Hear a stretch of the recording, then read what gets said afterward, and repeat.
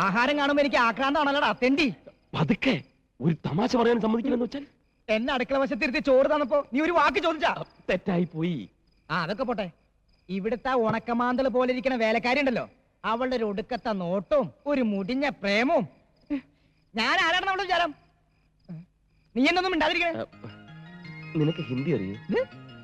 ഈ ഇഷ്ക് ഹുവ എന്ന് പറഞ്ഞാൽ എന്താ? തേങ്ങാ കൊലാന്ന്. നീ ചൂടാവാതെ. എടാ, അവൾ ഏതാണ്ടൊക്കെ ഹിന്ദിയിൽ പറഞ്ഞ് കാലിലൊരു തോണ്ടും.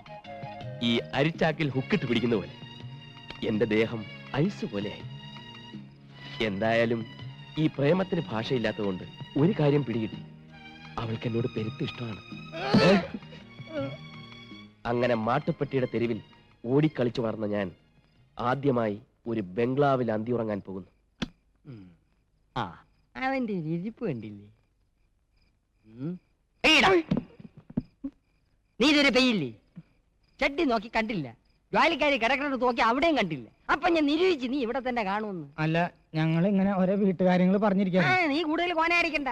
ബിസിനസിന്റെ തലവേദനക്കിടയ്ക്ക് നിന്റെ വർത്താന ബാലേഷന് കൂടുതൽ തലവേദന ഉണ്ടാക്കും. വേണമെങ്കിൽ ഇന്നത്തേക്ക് ഒരു ദിവസം ഇവിടെ അഡ്ജസ്റ്റ് ചെയ്തോട്ടെ, പാവല്ലേ? അയ്യോ വേണ്ട, പിന്നെ അതൊരു ശീലമായി പോവും. കുട്ടികളെയും പട്ടികളെയും നിർത്തേണ്ടടുത്ത് നിർത്തിയില്ലെങ്കിൽ അത് മടി കയറിയിരുന്ന് പെടുക്കും.